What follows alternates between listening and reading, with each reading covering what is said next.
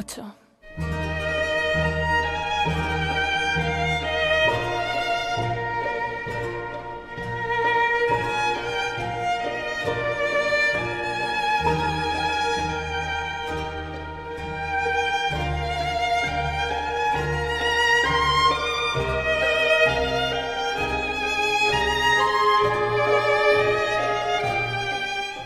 Queridos amigos y amigas televidentes de esta edición semanal de 8 Sierra de Cádiz con el título Iglesia al Día.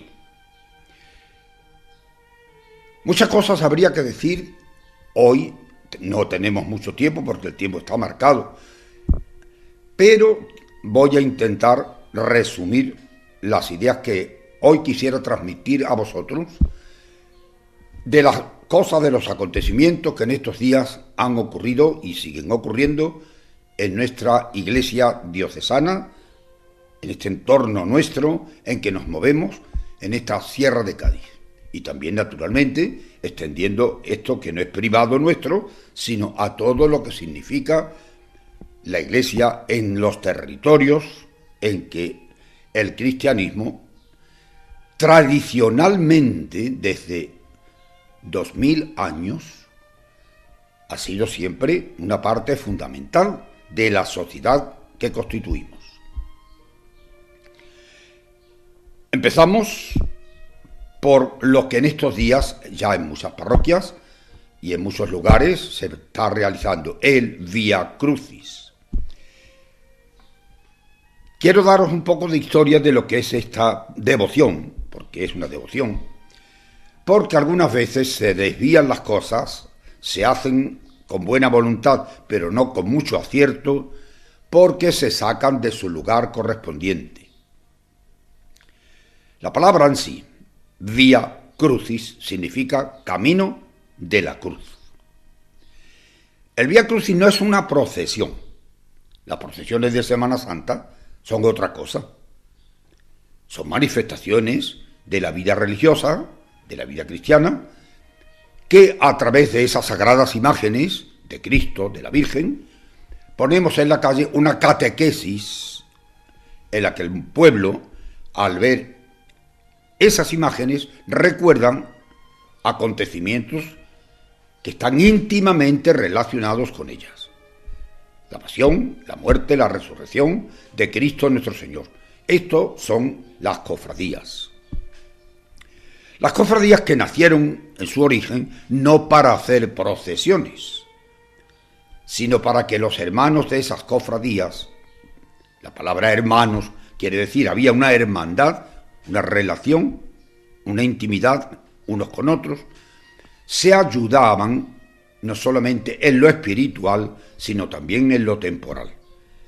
En la Edad Media, que casi todas aparecen allá por los siglos XVI, XVII, en la mayoría de los sitios no había hospitales públicos, no había residencias de ancianos, no había medios para curar enfermos, había muchísima gente que necesitaba ayuda porque no tenían un trabajo en que ganarse la vida. Y entonces estas asociaciones, estas hermandades, se constituían para ayudar expresamente a esas necesidades en las forma y con los medios de que podían disponer. Todas ellas ponían sus reuniones bajo la protección de algún titular, bien sea de Jesucristo, de la Virgen o de alguno de los santos. Cuando pasaba el tiempo y a esos titulares se les daba un culto especial por parte de la hermandad, por parte de los que se reunían, empezaron también a salir a la calle con ese culto que daban a sus imágenes. Sobre todo después del siglo XVI, cuando, por causa del protestantismo, del luteranismo, se prohibía, se quitaba de en medio, se trataba de eliminar la devoción y el culto a las imágenes.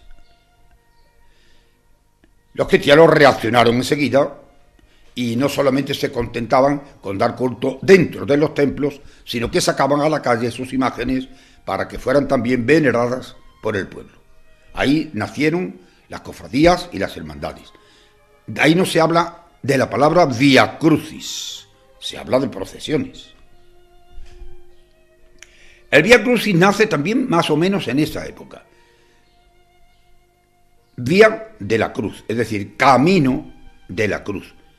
Seguir, más o menos en lo posible, el camino que Jesucristo recorrió desde el pretorio de Pilato, donde fue sentenciado a muerte, hasta el Calvario, donde fue crucificado, muerto, sepultado y resucitó. Ese camino recorrido por Jesús en ese último día de su vida antes de la crucifixión es lo que se llama la vía crucis, el camino de la cruz.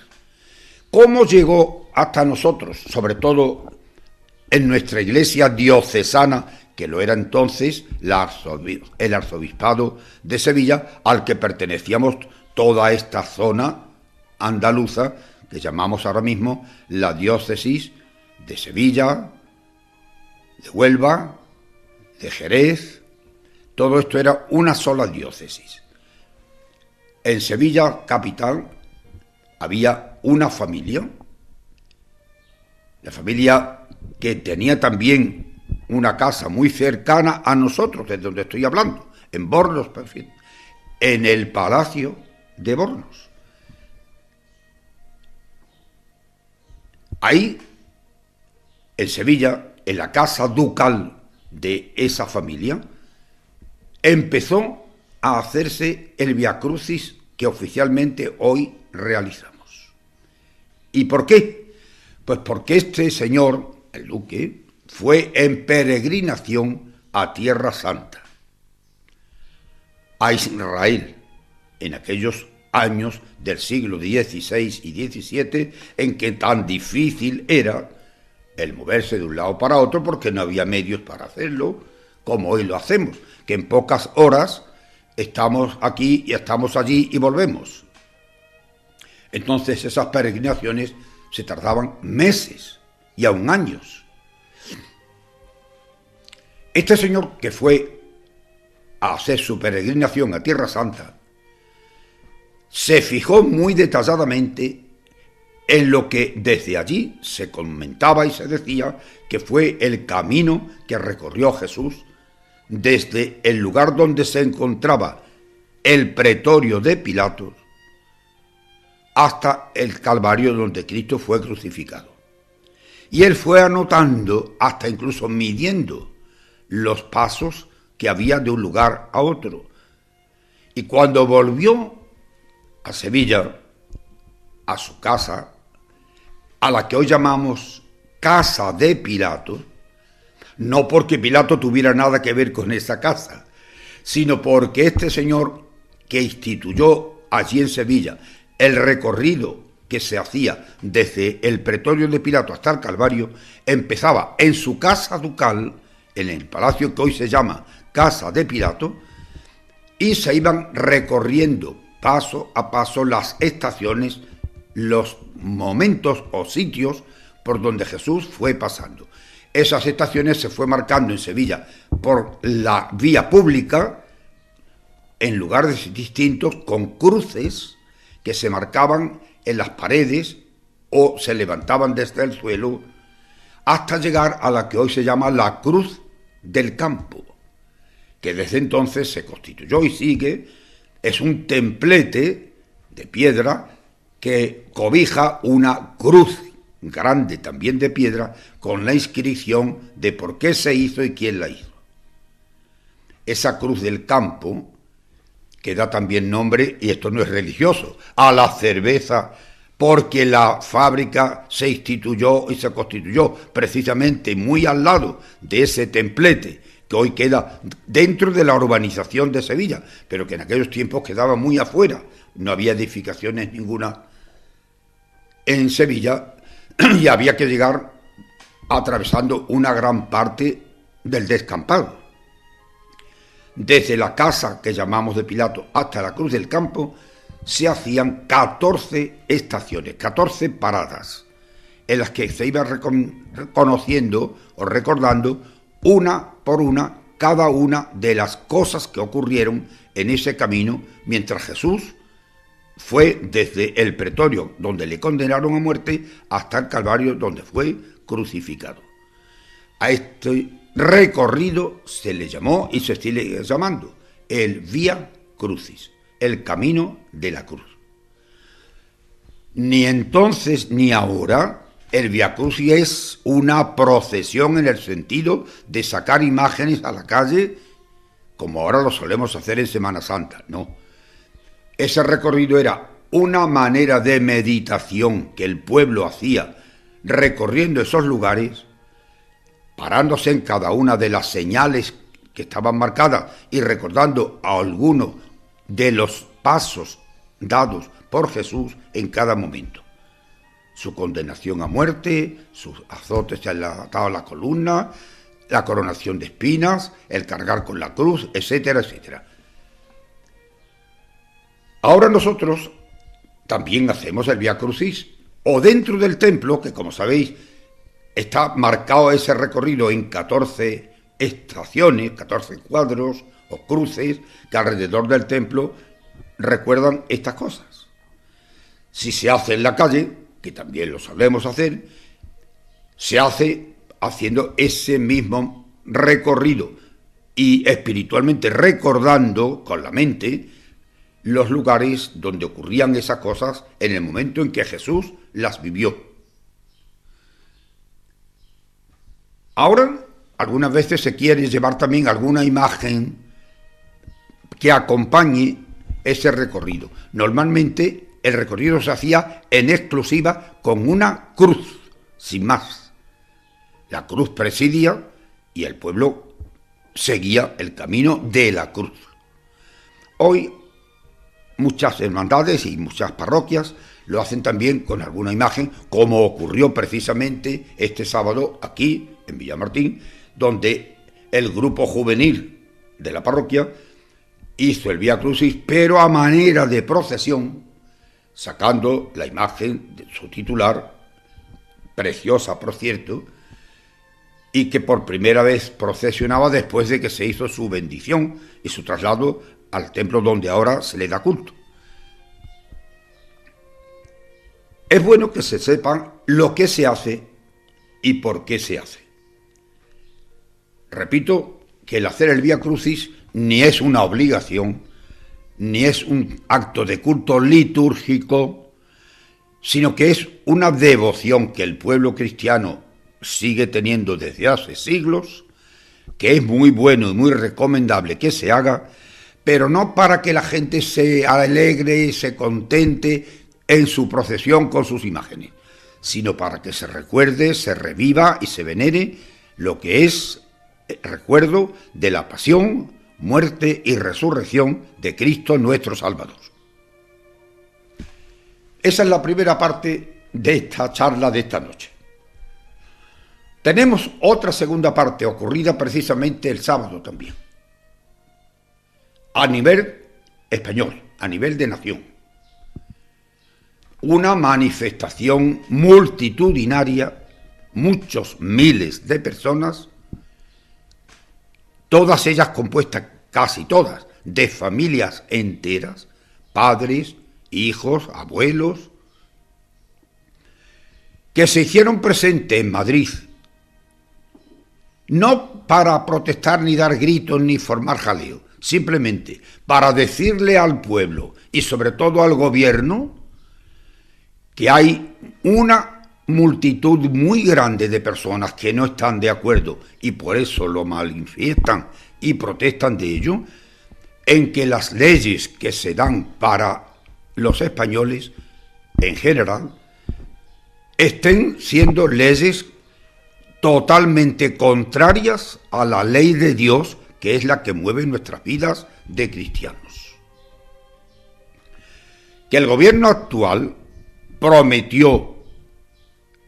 hizo una oficial promesa cuando había que votarlos hace 4 años, que si ellos gobernaban, la ley del divorcio se cambiaría totalmente de como era y se quitarían muchas de las cosas que en aquel momento estaban legisladas. Y después de todo este tiempo, y cuando estamos casi en vísperas de nuevas elecciones, esas leyes de entonces siguen vigentes e incluso se han manifestado últimamente de una manera totalmente contraria a lo que se prometió y no se ha cumplido. Hasta incluso se ha llegado a decir ya legalmente que el aborto es un derecho de la mujer. ¿De dónde, ni cuándo, ni nunca el aborto puede ser un derecho si es un crimen? ¿Cuándo un crimen puede estar amparado con un derecho? Si no quieren enterarse, hay que decirlo hasta gritando. Esta manifestación que se ha hecho allí no ha sido ni de grito ni de jaleo. Al contrario, han ido alegremente, hasta cantando y hasta bailando y hasta diciendo cosas para distraer a los niños, todo eso, pero para manifestar que no estamos de acuerdo en ninguna manera de que se diga que el aborto es un derecho. Entonces mañana hagamos otra manifestación y decimos que matar a la gente que nos estorba también es un derecho. Si el aborto es que a la madre que lo va a tener al hijo le estorba y por eso lo quita de en medio, cuando a mí una persona me estorbe, pues la mato y la quito de en medio, con el mismo derecho que lo hace la otra. Esto es razonable, pero nadie lo dice. Todos lo piensan, pero se callan. ¿Cuántos gritos se han dado contra la pena de muerte en todos los estados?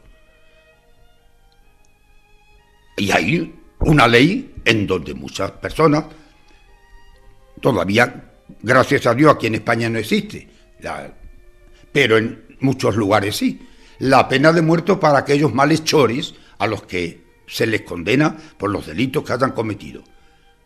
Y el pueblo protesta contra la pena de muerte. Y esa pena de muerte se le daría a una persona que, de alguna manera, se dice que la ha merecido por sus actuaciones. Pero ¿qué ha hecho de pena de muerte una criatura que ni siquiera ha nacido, pero existe? Y se le mata antes de que nazca sin que tenga culpa ninguna. En todo caso, la culpa la tendrá la madre que lo concibió, no el hijo que fue concebido. Entonces, ¿no veis que es una sin razón al decir que la madre tiene derecho a abortar? ¿De dónde sale ese derecho? Derecho a matar no lo tiene nadie, nadie. Porque la vida es de Dios y es el único que puede disponer de ella. Por eso esa manifestación que se ha hecho el sábado en Madrid, donde había una infinidad, una multitud de muchos miles, pero esos muchos miles representaban a otros muchos miles que no estábamos allí, porque no podíamos estar, pero que también estamos de acuerdo con lo que allí se estaba haciendo. No nos damos cuenta, y esto hay que decirlo, de que esos miles de abortos que se hacen cada año son miles de criaturas que no nacen y por lo tanto que el pueblo donde debieron nacer se va mermando por la falta de esas vidas que nos llegan. Cuando de aquí a unos años los que somos mayores y los muchos que lo son ya no puedan hacer otra cosa que ser viejos, esta es la palabra, y ya no podamos hacer muchas cosas de las que hacemos, ¿quién mantiene al pueblo? ¿Quién mantiene a los mayores? ¿Quién hace la labor que hay que hacer? ¿Y qué pasará con las ciudades y naciones y territorios cuando no haya juventud ni haya vida en ella? Porque los jóvenes de hoy, que a veces están de acuerdo con muchas cosas, de aquí a unos años ya no serán jóvenes. Los que vengan detrás, si no van a venir porque no existen, podrán tener muy poca fuerza en la sociedad. Y estas cosas no las piensan, sino que alocadamente se nos mete en ese túnel en donde todo el mundo entra sin ver. Hay que abortar porque yo no quiero tener más hijos. Muy bien. Y el pueblo nos dice, pero yo sí quiero tener más ciudadanos. Eso no lo dice. Y estamos en ese peligro. Si en cualquier sitio en un pueblo cualquiera, en una ciudad cualquiera, voy a poner como ejemplo, aquí concretamente desde donde hablo, si hace 10 o 15 años nacían 300 niños y ahora en estos años últimos nacen 100, pues díganme ustedes, si vamos por ese camino, pues el pueblo acabará muy pronto. Nos vamos haciendo mayores, nos van naciendo niños, el pueblo se irá despoblando y acabaremos porque no exista. Y esto que ocurre aquí ocurre en todas partes. Esta es la razón por la que el sábado hubo esa gran manifestación pidiendo y exigiendo, porque tenemos derecho a hacerlo, que el gobierno al que se votó porque propuso en sus normas y en su programa que iban a arreglar el asunto del divorcio y no lo han hecho, tenemos que decir, no estamos de acuerdo con esa actitud. Y tenemos las elecciones muy encima. Y la gente me pregunta, y yo quiero contestar porque les contesto personalmente, y lo hago ahora desde aquí. Don José, los votos que tenemos que dar, ¿a quién los damos? Porque hay tantas cosas en contradicción. Se presenta esto, pero luego se hace aquello, se promete una cosa, pero luego no se cumple, nos dicen que es blanco, pero después resulta que es negro, etcétera. ¿A quién se vota? Respuesta mía, que debe ser la de todos. No debemos decir a nadie a quién tiene que votar, porque la conciencia de cada uno es libre y puede hacerlo como quiera y a quien quiera. Pero sí tenemos la obligación, hablando cristianamente, de decir a la gente, el cristiano no puede aceptar una norma política o un programa de cualquier sitio que venga que sea contrario a la ley de Dios y a los mandamientos divinos. Ahora, ¿usted quiere pensar dónde están esas leyes? Pues piénselo. Repito, yo no le puedo decir a usted a fulanito ni a menganito, ni a este partido ni a aquel. No, eso no puedo ni debo decirlo. Sí debo decir, no se debe votar una norma, una ley, un programa político donde se admita algo que sea contrario a la ley de Dios, contrario a las normas de la Iglesia, a las normas cristianas. Ahí está de claro. Cada uno piense y cada uno actúe según su manera. Esto es difícil de aceptar y más difícil de llevar a cabo, pero hay que pensarlo. Y por último, para acabar esta charla de esta semana, de aquí a 3 días tenemos presente la figura magnífica en la vida cristiana de San José, el santo de la humildad, el santo de la vida interior, el santo del cumplimiento de un deber bien cumplido. San José, a quien el Padre Dios eligió para que aquí en la tierra hiciera sus veces, para que en la tierra, en los años en que vivió Jesucristo en ella, San José fuera el que representara en todo momento la paternidad divina sobre Jesús hecho hombre. José, verdadero esposo de María, acepta humildemente el encargo que recibe de Dios a través del ángel. Tu mujer, María, va a concebir un hijo por obra del Espíritu Santo, y tú le pondrás por nombre Jesús. La ley de los judíos en aquella época exigía que el padre de la criatura fuera el que le impusiera el nombre. Por eso, cuando el ángel le dice a José, tú le vas a imponer el nombre, está diciendo, tú que vas a hacer con él las veces de padre, tú eres el que tiene los derechos sobre él para criarlo, para educarlo, para formarlo, para defenderlo, para ser con Jesús, desde su nacimiento hasta su edad adulta, su guía, su educador, su guardián, el representante en absoluto del Padre Dios que está en el cielo para que lo hagas aquí en la tierra con su Hijo. La Iglesia, desde siempre, pero sobre todo desde la Edad Media, y en ello tuvo mucha parte la gran santa cuyo 5º centenario celebramos, Santa Teresa, fue la que propagó muchísimo y promulgó la devoción al Santo Patriarca. Ella decía, y lo deja muy claro en sus escritos, lo tomé por Padre y Señor de mi vida, y digo de verdad que nunca pedí a San José algo que no me lo hubiera concedido. El día 19, el jueves de esta semana, la Iglesia celebra su solemnidad, su fiesta. Cuidado, aquí también se meten los intereses humanos y la cuestión económica. No vale. El día del Padre, no señor, el día de San José. Aunque San José sea el patrono y el modelo de todos los padres, sí señor, lo es. Pero no para que se aprovechen de él y vendan a costa de San José lo que es o quieren que sea el regalo del Padre. El regalo del Padre San José es el que hagamos la voluntad de Dios como Él la hizo y que vivamos como Dios manda, como Él nos enseñó a vivir. Insisto, no es el día del Padre, religiosamente hablando, y en sentido cristiano, es la festividad, el recuerdo, la memoria de el que aquí en la tierra hizo de Padre de Jesús y sigue siendo el guardián de su Iglesia, el que ahora, en nombre de su Hijo, y porque la Iglesia es la representación de Jesucristo y la continuidad de su obra, San José sigue siendo el patrón universal de toda la Iglesia cristiana.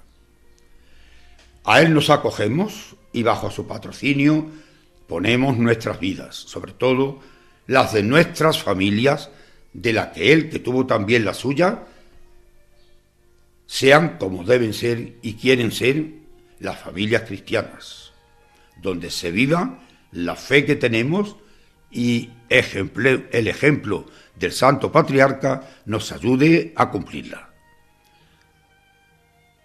Tendremos ese día las misas en todas las parroquias, como los domingos, día de precepto, día de obligación. Aunque lastimosamente en nuestra Andalucía los que gobiernan nos quitaron la fiesta religiosa y la hicieron día de labor, día laborable, para los cristianos sigue siendo una obligación que como cristianos tenemos que cumplir con el Santo Patriarca. Es día de labor, pero también es día de devoción. En todas las parroquias procuraremos poner las horas de la misa para que todos puedan cumplir con el precepto, tanto el día 18 por la tarde como el día 19, día de la fiesta, en las horas en que sea oportuno. Terminamos poniéndonos bajo la protección del Santo Patriarca para que Él bendiga y ayude a todas y cada una de nuestras familias. Que así sea. Buenas noches.